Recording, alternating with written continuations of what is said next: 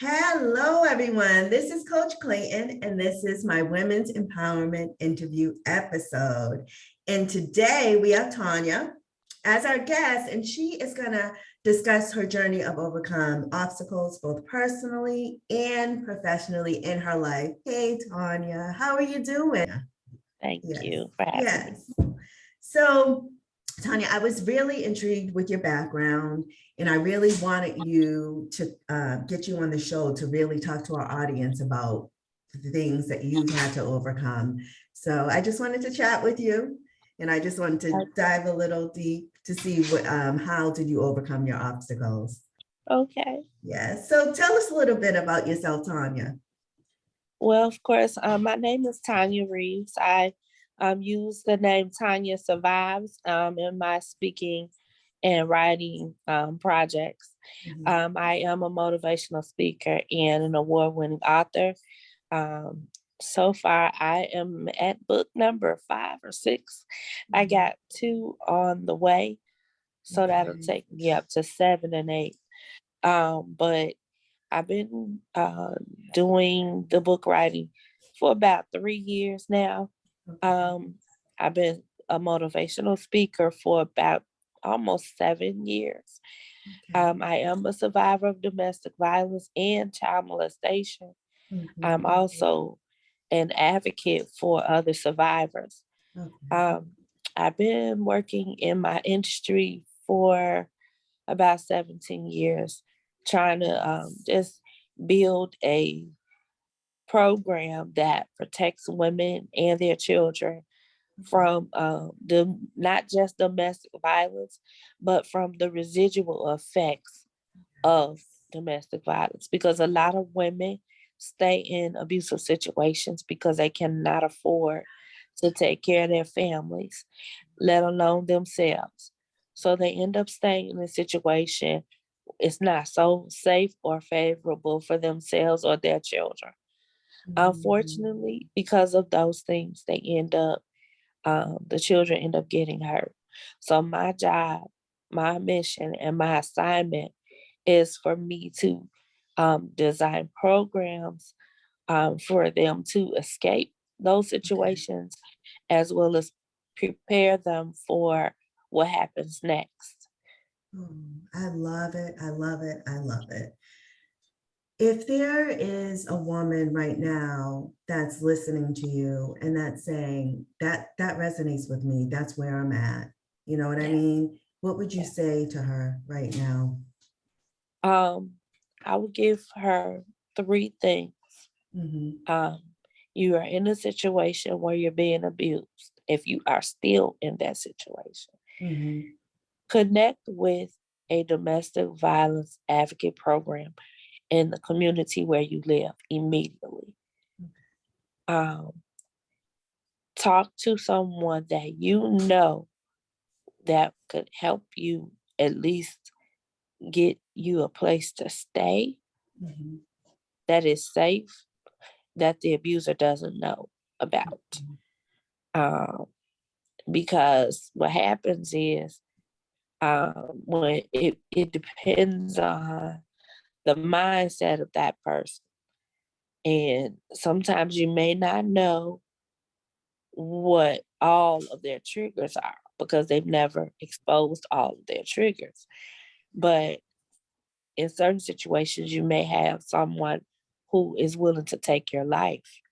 So they will go to your friends and family that they know and possibly harm them as well. So you want to go somewhere where no one knows who you are, where you are, nothing about him.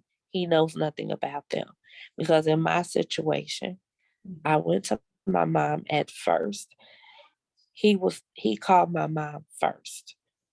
So I know that my mom really wasn't safe. So I had to leave the state where I live in. I had to move no less than 50 miles away from home. So make sure you have in I want to say, if you have a car, Hmm. keep an emergency bag packed. Okay. Keep an emergency bag packed. make it seem as if, you know how my parents always raised me to always keep a blanket in the car, extra pair, extra set of clothes, extra set of shoes during the winter time, or even traveling, because you never want to be somewhere and have your car break down and you don't have a change of clothes.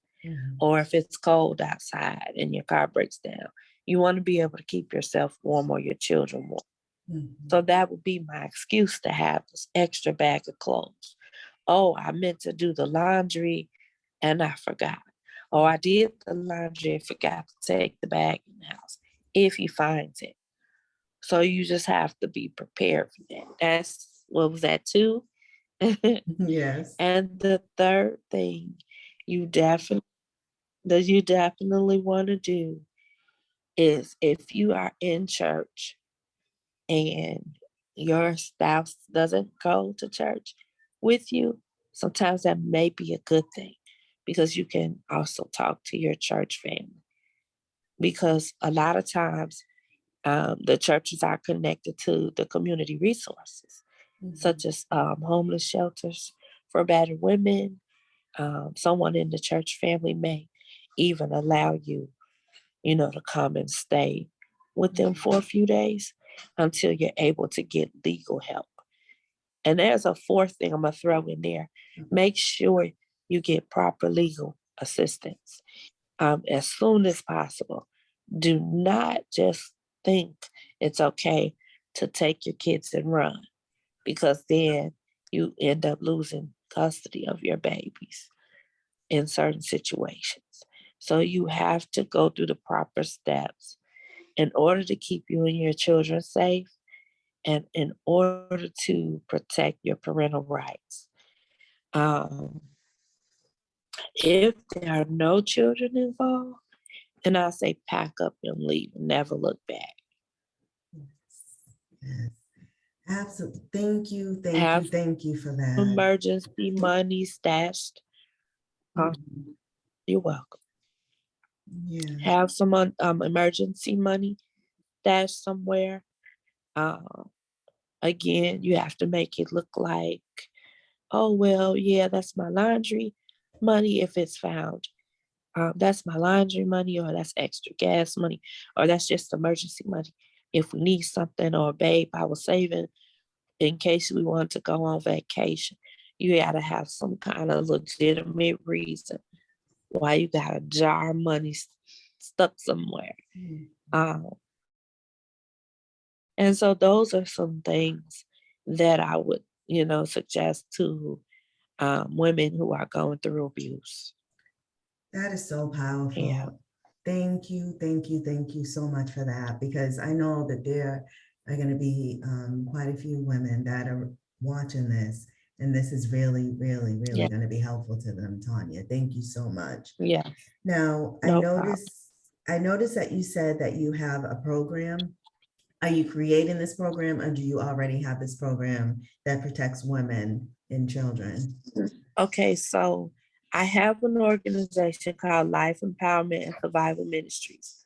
We are currently still building our programs, but for right now, we do have emergency services and resources set up, so that if someone was to contact us, I would either, if I cannot help them myself, I have a list of resources that they can go to.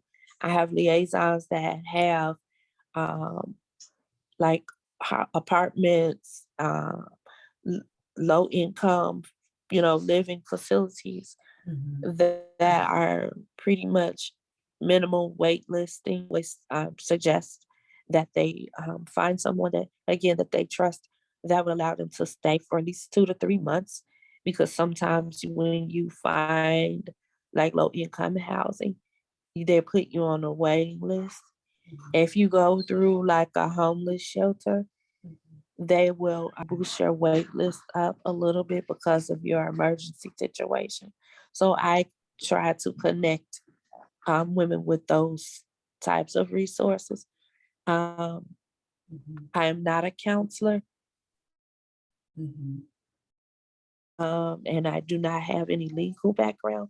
So I try my best to resource them to those type of people who are legally qualified to assist them in case they need to stay overnight at a hotel or anything like that. I do have those programs in place. Um, and we are in the building phase. So my next project is to purchase a property to transform into a transitional safe house. How can people reach you? Either online, or do you have a telephone number, email for donations? And also if people have questions about like their next step. They also have a domestic hotline, but I don't have that number Okay. available. But there's a domestic abuse hotline for every community. It usually goes by county or by state. And then there's also an international number that you can find that on any local phone book. I would suggest calling those numbers also. But I am on Facebook as Tanya Survives is my Facebook name. I'm also on Instagram, the same thing, ToniaSurvives. Sorry, you're freezing a little. You said what now? I'm sorry, I didn't hear you. Do you have a website That's or okay. a website or something else that they can? I'm nervous about Yes. giving your telephone number because I don't want Yes. people like spam callers and things like Okay. that to contact you. Oh, Do you have like okay.